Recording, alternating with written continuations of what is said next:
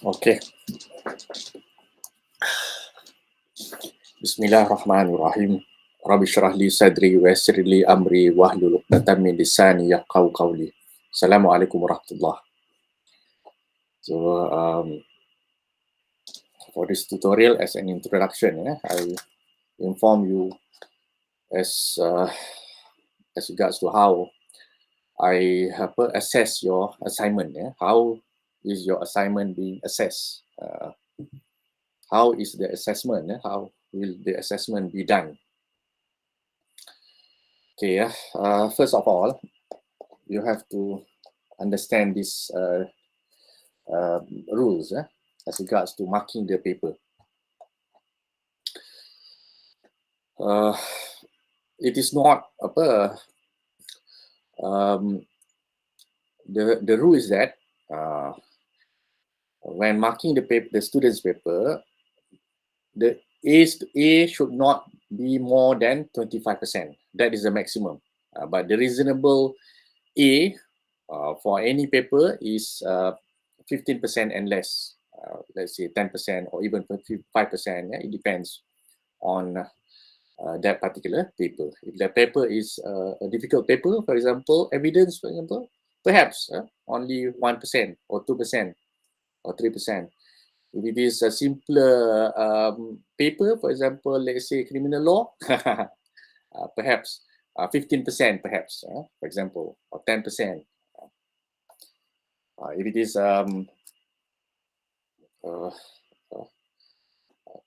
contract one, for example, then let's say 15%. Let's see the example. If let's say if 50%, if 50% of the students get an A, what will happen? Then they will query. The faculty will query. They will perhaps will remark the paper. We look at the paper. Is it true that all students deserve an A, or 50% of the students deserve an A?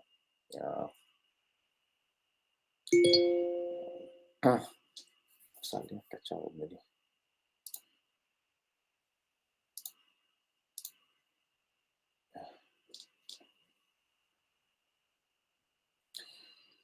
So that is a rule, and it is also the similar, and the similar rules apply to the failures. I mean, if let's say more than 25 students fail, then they may have to remark the paper, or may have to look where is the problem. Perhaps the question is too difficult, or perhaps the question is out of syllabus, or perhaps the mode of lecture is not correct, or nobody understand the lecture. Perhaps something must be wrong somewhere, or perhaps we take wrong students. Everything must be considered. If let's say more than 50% fails, more than 25% fails, so it should not be more than 25% fails, and not more than 35% get an A. So you must understand the rules. Of course, if let's say everybody deserves an A, then everybody will get an A. The only thing is that it must be proved that everybody deserve an A. Because why do we give assessment? Why do we give examination? To evaluate the students, to make sure that to evaluate whether they understand the topics, and also to differentiate between the best, the mediocre, and the weak. We have to differentiate that. That is the that is the reason why we give examination, we ask the students to answer the questions, and then the students have to submit the answer, and then the lecturers have to assess their papers. So you must understand that principle. So now, how to get an A? The next question is that how to get an A? If that is the case, then how to get an A? So in order to answer that, you must also answer this. How do you answer the questions? How most of you answer the questions?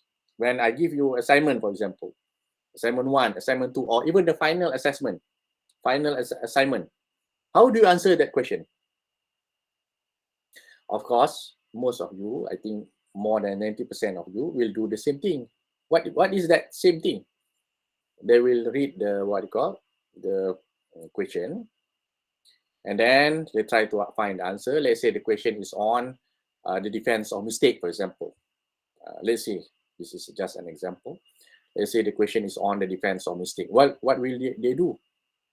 They will read the textbook, find all the cases from that textbook on the topic of mistake, defense of mistake, and then they will copy the case from the textbook, and also the principle of law from the textbook, and then they try to solve the problem that I've given in that particular question by using that textbook, by using the cases in that textbook. Almost everybody will do the same. Of course, almost everyone will get the correct answer. That is on, let's say, the defense of mistake. Almost everyone will answer on mistake. And why will everybody get the same answer? Why will it almost impossible for anyone to answer the questions wrongly? Because you are allowed to read the textbook, kan? And there is no rules as against discussion, kan? Even you are allowed to do in group, kan? I mean the assignment, except for the final examination. And the assignment you choose to do it in group, and I allow that. So you do it in a group, meaning that you can discuss. And if let's say 3 of you in your group do not really are quite confused, then you may discuss with another group, kan? Is there a regulation against that? There is no such regulation, kan? As long as you do not copy from the other group and submit that same answer, you may even discuss. If there is no law or no regulation against that, then you are permitted to do that, kan? So definitely everyone will get the correct answer. But A is not for the correct answer. A is for the best. So how to be the best? If you do extra work, for example, you refer to recent cases, for example, to the recent development of the law, or to the latest cases, kan? But you must bear in your mind, latest cases does not mean referring to the newspaper. Newspaper is not law. You have to look, when you discuss on law, this is the principle of law. This is the what they call the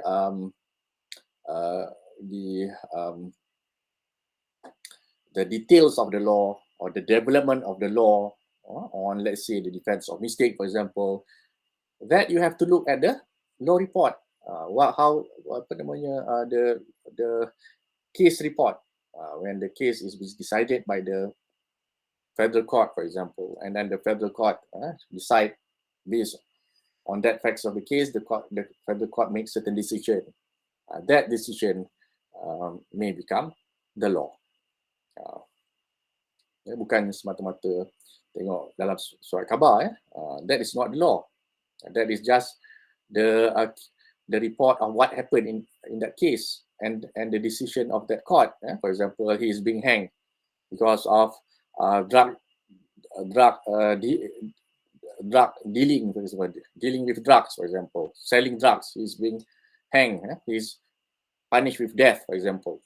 That is what we call the facts of the case. Is what we call selling drugs, and the decision of the court, he's being punished with death. That is not the law.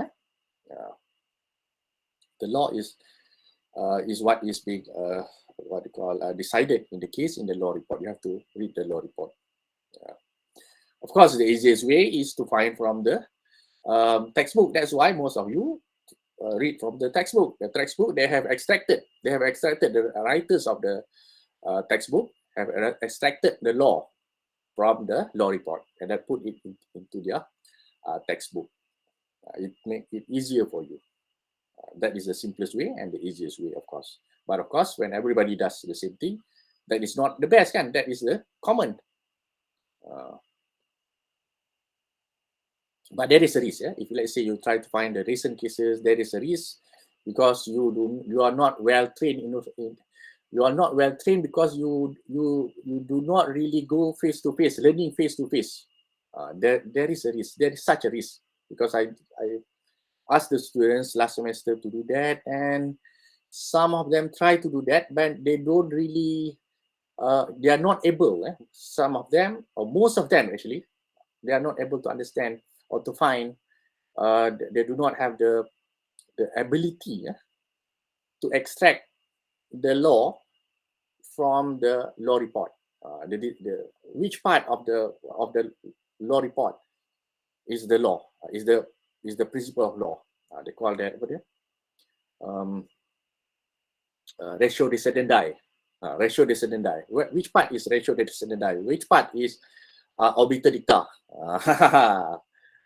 It's quite difficult,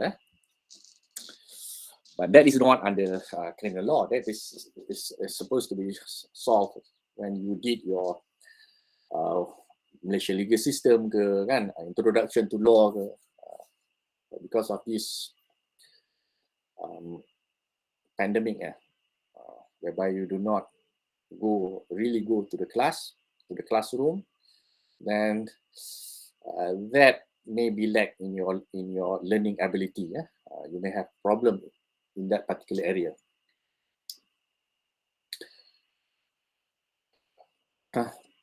Jadi that is how you are going to be assessed. Sebab tu kalau kita tengok, that's why if you look at, let's say, some of the examination, for example, let's say, I do not know now, but previously, for example, SAT ke apa? SAT ke apa? SAT tak salah. Dia bagi when they give the what you call the marks, not only the marks, but also they give the percentage. These students, let's say, get certain points, and that point, he is from the whole total people, all the students taking that examination, taking that SAT, he is the top 5%, top 5%, top 10%, the mediocre 50%, or the 40%, for example. Because why? Because this is how he is being assessed. So this is the top, this is the best, the top of the top. This is the mediocre. This is the less than average. That's how, not really the marks, but the what they call because we want to differentiate between the best, the mediocre, and the weak. That is one of the other purpose of giving you the assignment or the final examination, to assess you, to make sure to differentiate between the best, the mediocre, and the weak. Sebab tu ada setengah universiti di US, ada setengah universiti di US, dia tidak ada markah yang tertentu. A bukan tak semestinya 80 tu A. Kadang-kadang dia boleh jadi 95 baru dapat A. For example, let's say, because they give certain percentage. Let's say A should not be more than 5%, for example. If let's say more than 5%, they will increase the graph up to, let's say, 95. Only 95 and above will get an A. If let's say not many students get more than 75, then perhaps 75 and above is considered as an A. That depends. Some universities do that because they want that, because the marks is actually to differentiate between the best, the mediocre, and the weak students. That's how they are being assessed. And for us, for you when I assess you, if let's say you want to be the best, so you must be above average. If let's say you copy from the textbook, that's good enough, but it's not an A. It's not an A because everybody does the same thing, copying from the textbook. It's not wrong. It's totally correct. The only thing is that it is not an A, kan? takkan semua orang salin daripada textbook semua orang dapat A. That should not be the way. And then if let's say everybody gets an A, then A will have no value. That A will be of no value. Similarly, it's not easy to fail. It's not easy to fail. It is almost impossible to fail. Why? Why is it impossible to fail? Because you may refer to the textbook, kan? When you, let's say you're given a set of questions, or problem question, for example, and you do not know the answer, you may refer to the textbook. You're given for assignment, you're given 1 week, and 1 week, you have 1 week to study, to look at the answer, and then you may even ask your friends, because this is group studies, and this is group assignment. You may ask your questions from your friends, and if let's say all of you, 3 of you do not know the answer, you may even discuss with the other groups, kan? So it's almost impossible to fail. Almost everybody, or I think 99%, 98% students get the correct answer.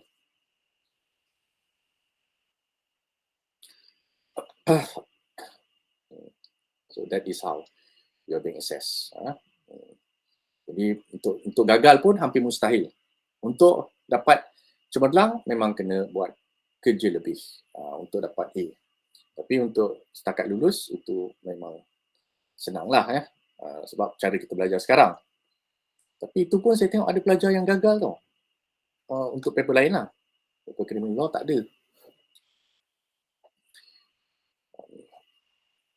Sepanjang saya mengajar online ni, dan saya ingat macam kalau ada pelajar gagal, saya tak ingat, tapi seingat saya kalau ada pun pelajar yang gagal mungkin seorang aja. Seorang tu pun pasal dia tak hantar final dia. Saya telefon dia, saya tanya dia kenapa, dia kata dia nak buat semester depan. Itu je pelajar yang gagal. Sebab dia tak hantar. Sebab it is almost impossible for you to fail. Because if you do the assignment, and of course, definitely there is a high probability that the answer will be correct. Because you are allowed to read from the textbook and find the answer, and if you are not sure, you may still ask your friends. Of course, you should not ask me, because I'm the one giving you the answer. If I give you the answer, then what's the point of giving you the assignment, kan? Then perhaps I should just give the marks without even doing the assignment. If let's say the answer is also given by me, but you may discuss among yourself. So it is almost impossible for you to answer to get it wrong. So if you submit all the assignments and submit also the final, so definitely, inshallah, you will pass your paper, and insyaAllah. Dia ada seorang je yang tak lulus panjang 4 semester saya mengajar online ni, 1,000. Once each semester around 250 students for me, for per lecturer. So 250 times 4, 1,000. From 1,000, if only one student failed, that is because he failed to submit the final paper and also all the assignments.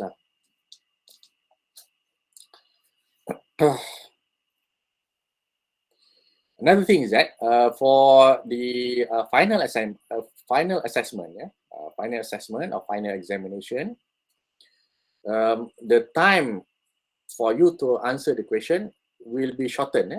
Will be shortened to only around 6 hours. It used to be 24 hours, kan? Used to be 24 hours ke apa? 26 hours. Sebelum tu seminggu. First semester, I think around 1 week or 3 days, around that time. And then they reduce that to 26 hours. The question is released at 9, and then tomorrow, the next morning at 11, you have to submit. And then last semester they reduced it to around 9 hours. The question is being released at 9 a.m. and you have to submit by 6 kan, around that time. Now they shortened it to 6 hours. So perhaps, I'm not sure, but most probably the question will be released, let's say, around 9 a.m. and then you have to submit by before 3 p.m. Okay. Ada apa-apa soalan? Ada apa-apa nak tanya?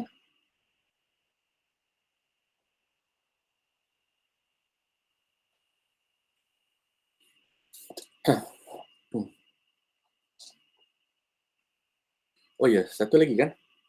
Awak tak ada kelas kan pukul 11 kan? Betul kan? Awak tak ada kelas pukul 11 kan? Ada Ustaz. Ada kelas pukul 11 je? Tak ada kan? Awak tak ada kelas pukul 10 hingga 12, awak tak ada kelas kan? Betul kan? Hari ni Ustaz? Ya? Tak ada kelas? Hari Selasa. Hari ni. 11 tak ada. Lepas 11 tak ada. Lepas 11 tak ada kan? Kan? Confirm kan? Betul. Orang tak ada kan? Yes, Lord. Sebab saya fikir kan, sebab kita tutorial aja, kita tak perlu nak tegak-pegapah buat pagi pukul 9 ni kan. Kita buat pukul 11. Ya. Apa pandangan awak, boleh tak? Bukan hari ni lah, hari ni kita dah buat kan. Untuk minggu depan kita mulakan pukul 11. Pukul 11. Maksudnya dia buat 11 sampai 12 saja. 11 sampai 9.50 dia 50 minit je. 11 sampai 9.50. Cukup lah. Kalau tak ada apa-apa sangat yang perlu dibincangkan, kan, kita boleh pendekkan lagi. Setengah jam ke 40 minit ke, dia tidak semestinya. Tu kita ni, tujuan kita ada tutorial ni sebenarnya ini adalah sebagai platform untuk awak kalau nak tanya soalan. Kalau macam dulu biasanya, kalau tutorial yang face to face, biasanya saya akan bagi satu set soalan tahun-tahun lepas. Kemudian saya akan suruh pelajar bentangkan dalam, buat jawapan, bentangkan dalam bentuk PowerPoint ke dalam kelas. Tapi untuk online ni saya fikir ia tidak begitu praktikal untuk buat begitu. Sebab takut pelajar lain tak boleh nak fokus. Sedangkan kalau awak nak dengar saya sendiri bercakap pun mungkin tak semua orang boleh fokus kan, sebab ini online. Online ni berbeza dengan pelajaran face to face ya. Setengah orang akan hilang fokus dia bila selepas saya cakap 20 minit ke. Apatah lagi kalau dengar daripada kawan dia yang buat pembentangan. Jadi lagi satu, awak pun tak berjumpa dengan kawan. Jadi kalau nak buat pembentangan bersama-sama dengan kawan tu boleh lah, tapi macam masalah juga. Jadi saya fikir mungkin lebih baik platform ini digunakan untuk saya macam terangkan tadi perkara-perkara bagaimana cara assessment tu dibuat supaya awak tak keliru. Sebab ada pelajar dia rasa macam tak puas, saya jawab betul. Kenapa saya tak dapat A? Kita kena faham semua orang jawab betul. Semua orang jawab sama macam awak. Tak ada beza apa pun. Okay, siapa yang awak ada, dia pelajar lain pun ada juga. Kenapa? Sebab semuanya salin daripada buku teks yang sama kan. Tapi tak salah. Sebab inilah cara kita cara belajar sebenarnya. Tidak awak nak baca pada mana lagi. Kan memang buku teks. Saya pun, bila saya sediakan slide saya pun, saya ambil daripada buku teks. Sebab itu adalah asas yang mudah untuk awak faham. Yang pertama, awak kena fahamkan asas undang-undang jenayah itu. Jadi bila nak fahamkan asas jenayah, itu yang kita kena baca buku teks tadi. Buku teks Puan Cik Audah dengan yang ini. Buku ini memang sangat baik. Buku ni memang sangat baik. Ini memang terbaik lah. Saya tak tahu kenapa. Kalau pensyarah Singapura kan, ini memang bukan semua lah, tapi ramai yang boleh menulis dengan begitu baik sekali. Jarang saya jumpa pensyarah daripada tanah air kita yang boleh menulis macam ini. Bukan ini saja tau, macam contoh Walter Woon. Baca kalau belajar ke company law, baca Walter Woon, tengok macam mana cara dia menulis. Memang Hebatlah, saya pun tak tahu. Mana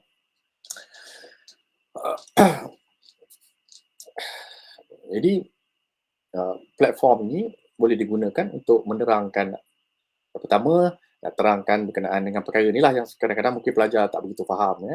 Dia kata saya jawab betul, kenapa saya tak dapat A? Tapi A bukan untuk jawab betul saja, sebab semua orang pun jawab betul. Semua orang pun jawab betul, tak ada siapa yang jawab, boleh katakan tak ada siapa yang jawab salah, ataupun jarang sangatlah pelajar jawab salah. Sebab apa pelajar tak jawab salah? Sebab memang dibenarkan tengok pada buku teks kan, semua orang pun salin pada buku teks. Soalan pun biasanya saya tidaklah buat sampai begitu sukar sampai semua pelajar keliru. Biasanya saya ada bagi hint kat bawah tu.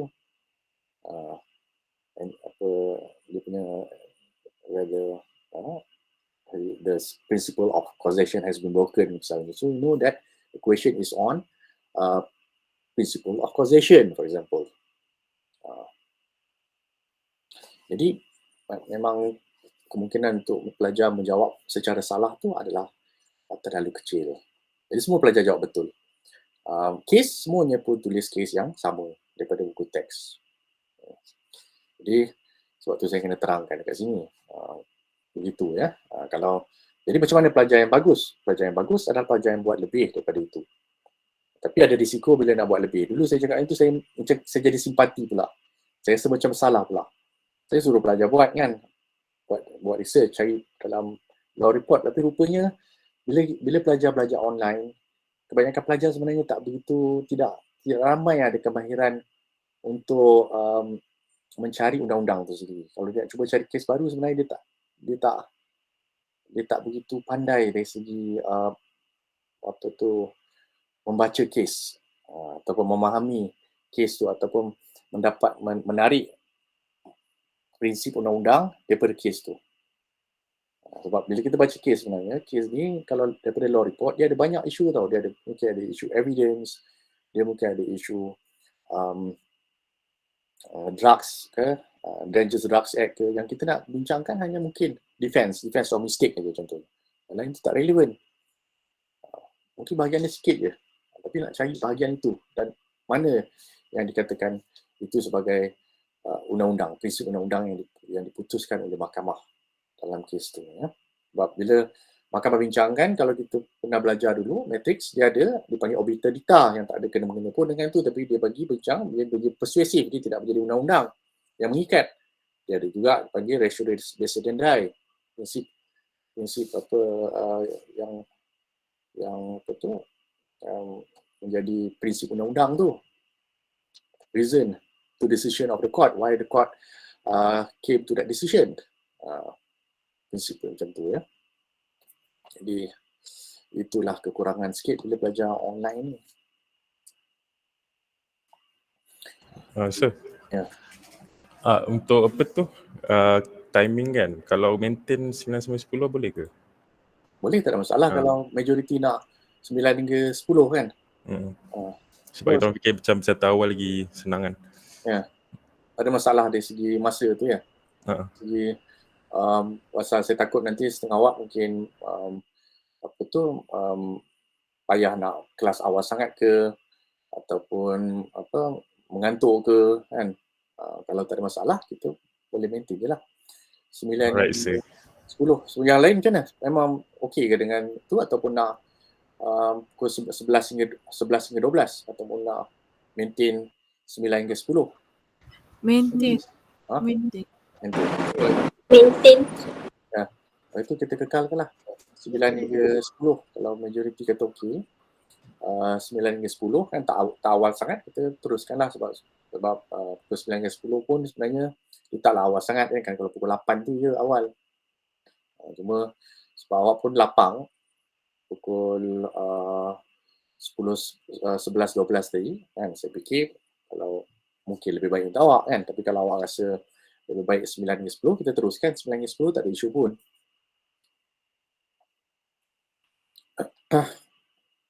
Okay, maknanya kita teruskanlah minggu depan, insyaAllah kita teruskan dengan 9 hingga 10 insyaAllah.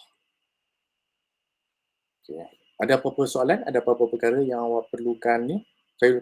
Jadi minggu ni, mungkin hari ni ke besok ke kan, insyaAllah saya akan bagi satu lagi assignment seperti dalam kita punya lesson plan.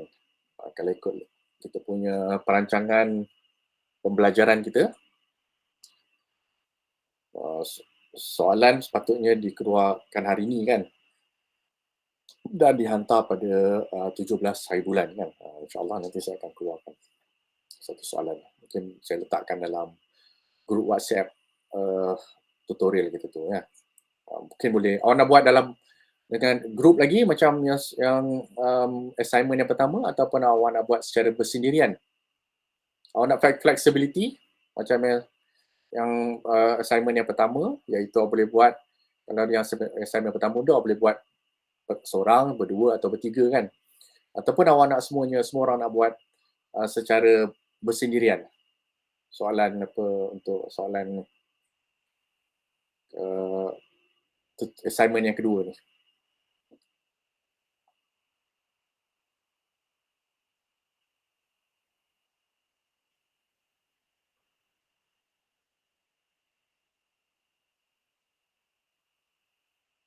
Saya rasa macam previous assessment pun okey juga saya.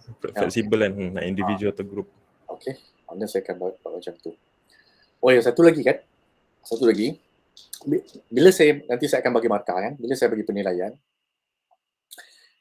saya tidak akan, sebab saya dah cuba tau, macam saya dah cuba nak buat dalam bentuk bila awak dah hantar, saya cuba nak buka, masukkan melalui Adobe tu kan, Adobe apa panggilnya, Adobe Reader, Adobe apa entah, yang buka PDF file ni kan. Lepas tu saya tandakan, saya letakkan markah dalam tu, saya dapati dia terlalu lambat, makan masa.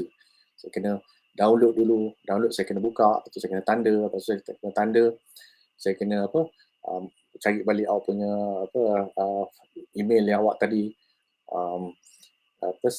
reply to email tu dengan attach file yang saya dah mark yang tadi letakkan, file tu saya kena simpan pula kat tempat yang mana yang saya dah mark.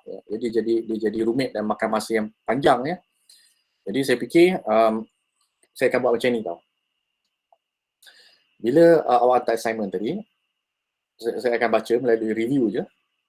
Kan bila saya tekan file tu akan keluar review dekat sebelah kanan tadi kan, yang dia panggil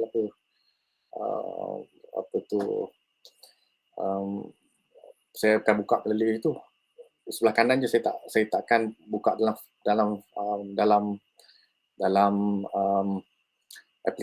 application khas pun. Saya buka aja, saya baca. Kemudian saya akan catatkan markah. Saya akan letakkan dalam form saya lah, markah kan. Untuk tiap-tiap pelajar tu, biasanya 3 orang, saya letakkan markah. Lepas tu, saya akan reply email tu dan saya letakkan markah dekat dalam reply tu je. Misalnya contoh ya, soalan pertama dapat 7 markah contoh. Soalan kedua dapat 6 markah contoh. Jadi jumlahnya 13 markah. Saya tulis macam tu je. Lepas tu saya reply. Jadi markah dia kat situ tau. Maknanya markah dia bukan dalam kertas jawapan tu. Saya akan buat macam tu tau. Jadi nanti bila awak buka dalam kertas jawapan tak ada tulis apa-apa. Saya cuma tulis dekat email tu je. Tujuannya supaya lebih cepat. Kalau tidak, dia makan masa panjang. Sebenarnya saya patut beli iPad. Kalau iPad mungkin boleh cepat sikit kan. iPad mungkin lah, saya pun tak tahu. Saya rasa iPad ataupun yang mana kita boleh tanda dengan gunakan pen itu mungkin cepat. Kalau tidak, saya cuba lambat sangat. Lepas tu saya dah jadi keliru nak letak dalam file mana. Lepas tu bila kena cari balik pula. Ni nama dia ni siapa? Kan awak letak kat dalam nama file tu, kadang-kadang setengah orang tak letak pun nama dia. Dia letak je LW3A je. Orang lain pun letak nama yang sama. Bila saya save, dia jadi sama pula. Apalah. Kalau lain pun kadang-kadang dia pakai satu nama je. Misalnya nama dia Rosliza misalnya. Bila saya nak cari dia tak letak tiga-tiga nama dekat dalam nama file tu kan. Bila saya nak hantar, nama dalam dia punya tu dah lain pula yang tukar hantar tu. Jadi macam keliru sangat, nanti saya banyak buat silap dan makan masa yang terlalu panjang sangat saya. Jadi saya dah buat macam tu. Jadi saya akan letakkan markah je. Markah untuk soalan, tapi saya pecahkanlah. Soalan 1 berapa markah, soalan nombor 2 berapa markah dia, dan saya reply je kat situ. Saya akan buat cara macam tu ya. Jadi bila awak buka dalam kecuali ada seorang je lah, saya sempat seorang, saya kata alamak macam ni sampai bila saya nak siap. Sekarang nak bagi assignment yang kedua dah. Jadi saya akan reply, saya letakkan markah dia tu. Itu markah dia. Nanti awak beritahu lah kawan awak markah dia. Tapi kalau kertas tu saya tak tulis apa-apa sebab terlalu lambat sangat kalau saya nak tulis dalam kertas tu. Jadi bila saya reply, dia akan simpan dalam send. Jadi saya simpan kat situ je, senang. Markah pun saya boleh tengok kat situ. Kalau lain kali ada kekeliruan ke, ada masalah ke, ataupun kertas saya itu terpadam ke, korup ke, file korup ke kan, saya boleh cari dalam send. Dalam send file tu, bila saya send kepada awak, akan ada dalam saya punya send item tu. Kat situ saya boleh cari markah dia. Kalau jadi masalah. Jadi senang. Jadi itu caranya nanti saya nak bagi markah. Jadi jangan terkejut bila tengok tak ada apa-apa tulis pun sebab saya tak tulis kat situ lah. Saya akan tulis kat dalam email je jawapan dia. Markah pun saya tulis kat situ. Sebab kalau tidak makan masa nanti saya pun akhirnya nanti saat akhir nanti dah buat tergepah pun sama juga. Saya akan bagi markah macam itu je. Tengok begitu bagi markah tulis saya langsung. Awak pun tak tahu markah nanti. Jadi lebih baik saya buat cara macam ini kan. Saya nilaikan, saya baca, saya nilai. Biasanya saya nilai saya secara keseluruhan tau. Saya baca sebab saya tak boleh bagi okey ni satu kes setengah markah atau suku markah macam mana nak bagi macam tu kan. Tak boleh. Saya nilai keseluruhan. Jawapan ni jawapan A ke, jawapan B ke, jawapan C atau jawapan D. Berdasarkan itu saya bagi markah keseluruhan. Saya nilai keseluruhan. Kalau A mana? Kalau A minus mana 7, kalau 10 markah tu 7.5 lah. Kalau A mana 8. 8 dekat atas lah.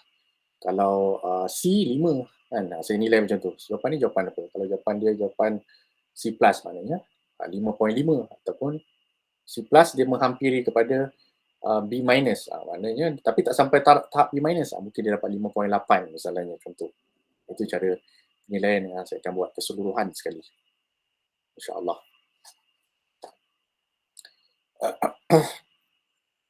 Jadi ada apa-apa soalan lagi? Sir, tadi yang buku tu siapa yang author dia yang saya cakap tadi tu? Itu tak datang kelas yang pertama ya? Dia buku dalam kelas yang pertama sebenarnya. Iaitu itu buku yang dia tulis oleh Stanley Yo. Stanley Yo, Neil Morgan dengan Chan Wing Cheong. Kalau awak search sekarang senang je. Kalau awak search awak terus akan jumpa buku ni. Criminal Law in Malaysia and Singapore, Stanley Yo. Search macam tu je. Terus awak akan nampak dia punya buku tu. Cuma kalau nak cari buku ni kan, kalau nak cari, jangan cari buku saya ni. Ini buku saya ni edisi lama. Carilah yang terbaru kalau nak carilah. Kalau dapat second hand pun boleh pakai. Katakanlah tiba-tiba ada kawan awak yang nak jual buku ni. Beli je lah yang buku lama pun tak apa. Tak jadi isu pun. Cuma saya kata kalau memang nak beli lain, beli yang terbaru lah. Saya ni, saya tak beli yang baru. Sebab buku ni mahal. Buku yang ini pun dah cukup baik dah sebenarnya. Jadi kalau saya nak beli baru, keluarkan duit lagi, macam berat lah untuk saya kan. Saya pakai buku yang ni. Sebab ini buku edisi kedua. Sekarang ni dia dah ada edisi ketiga. Ini edisi kedua tak saya kata. Inilah second edition. Dia edisi pertama. Ini yang saya pakai ni edisi kedua. Yang sekarang, yang terbaru edisi ketiga. Kalau awak sekarang nak cari yang edisi ketiga. Tapi buku ni agak mahal ya. Harga dia saya rasa 400 lebih kan ya.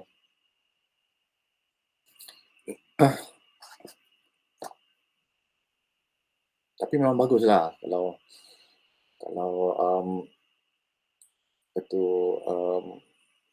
dari segi undang-undang dia terperinci, malah dia tulis kat situ mana kelemahan undang-undang kita.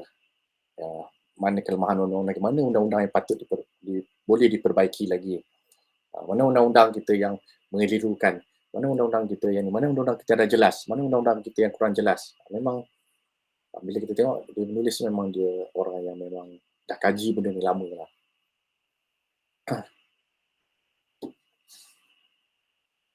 Sebenarnya dia ni adalah pensyarah di universiti di Singapura tak silap saya ya. Tapi undang-undang di Singapura lebih kurang sama dengan undang-undang kita. Tapi yang bagusnya dia juga terangkan apa kalau ada perbezaan, bukan undang kita bukan 100 patut sama dengan Singapura tau, ada berbeza. Kalau berbeza tu dia akan terangkan apa perbezaan dia. Dia akan terangkan, malah dia akan kritik pula kalau perbezaan di Malaysia tu apa dia? Mana lebih baik sebenarnya?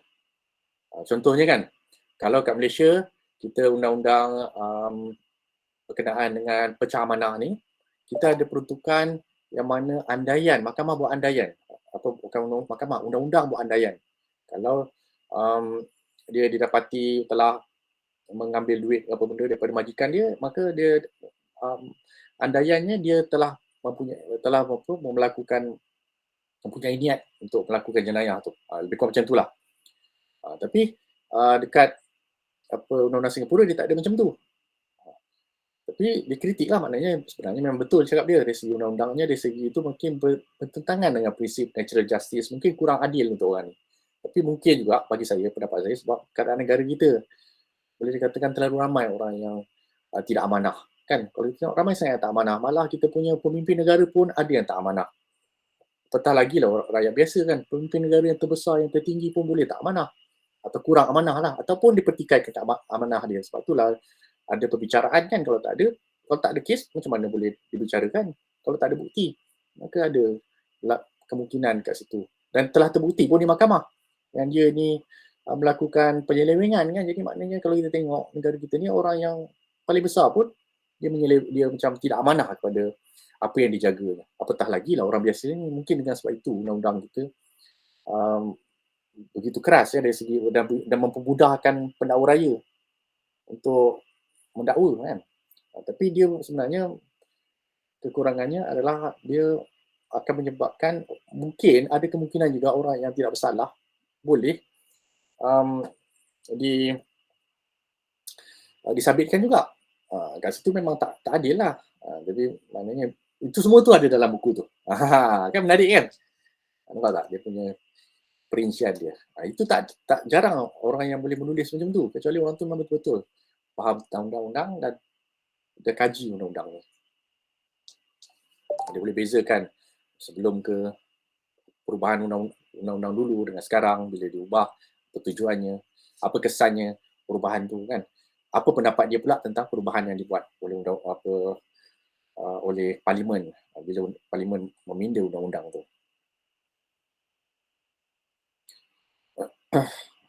Memang menarik lah, tapi kalau asas kita tak kuat, mungkin susah sikit nak faham buku tu.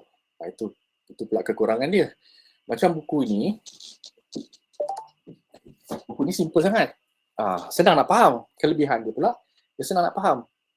Dia senang, simple je. Baca memang patutnya senang nak faham lah, tak ada masalah langsung. Simple sangat, kan, straightforward. Tapi kekurangan dia adalah dia tidak ada perincian macam itulah. Dia tidak ada kritikan, dia tak ada undang-undang, tak ada. Malah dia pula ada penulisan dia pula dipertikaikan juga oleh kita punya oleh buku itu Stanley Yu. Kita tengok ada setengah-setengah undang-undang yang ditulis oleh penulis ni, dia berpendapat, tapi cara dia membangkang pun, cara dia tak bersetuju dengan penulisan tu pun menarik. Cara dia tidak keras kan, dia tak kata ini salah, dia kata, tapi pendapat dia berbeza berkenaan dengan pemakaian undang-undang oleh penulis ni. Contohlah saya katakan. Contohnya dalam buku ni lah, ini buku yang sebenarnya buku ni dua ni sama dengan satu buku tu, dia penulis kita asing kan, semester 1, semester 2. Contohnya macam ini. Negara kita ada pindah undang-undang, iaitu bila ragut dah dimasukkan sebagai salah satu illustration, salah satu contoh bagi kes robbery. Robbery ni dipanggil apa? Summon. Dipanggil summon. Dimasukkan. Penulis ni kata, Lee Chung Fok Cik Audah kata dalam buku dia kata, maka bila orang tu ragut aja, dia terus jadi robbery. Tapi Stanley Yu kata tidak. Dia kata tak sepatutnya macam tu. Sebab tak semestinya ragut tu terus jadi robbery, dia mesti ada kekerasan mendatangkan kecederaan ke, mesti ada sesuatu sebab undang-undang, betul saya baca, betul juga cakap dia. Maknanya penulis ni mungkin ada salah pemahaman tentang undang-undang apabila undang-undang tu dipinda. Walaupun niat parlimen bila dipinda undang-undang tu adalah untuk tujuan meluaskan lagi robbery ni termasuk kepada jenayah ragut ya, tapi dia tidaklah merangkumi kesemua jenayah ragut. Dia ada syarat-syarat tertentu yang saya rasa saya setuju dengan Stanley Yo tu.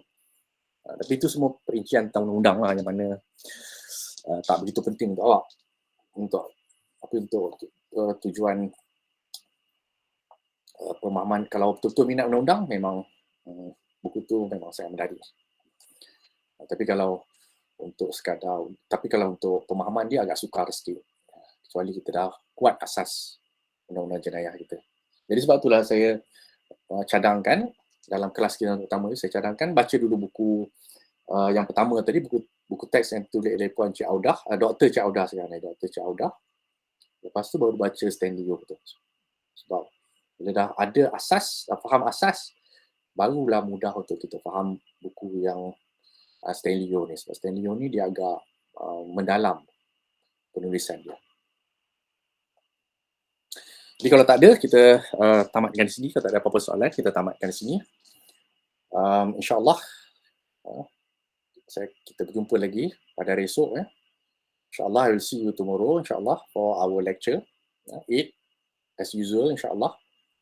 And I will also give you the assignment today, insyaAllah, by today, or at least the latest by tomorrow, insyaAllah, in the group, in the WhatsApp group.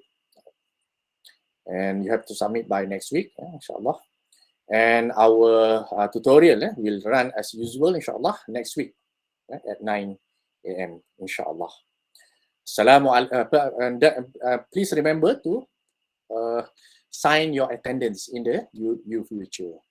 Assalamualaikum warahmatullahi wabarakatuh. Assalamualaikum warahmatullahi wabarakatuh. Thank you, sir. Thank you, sir. Thank you, sir.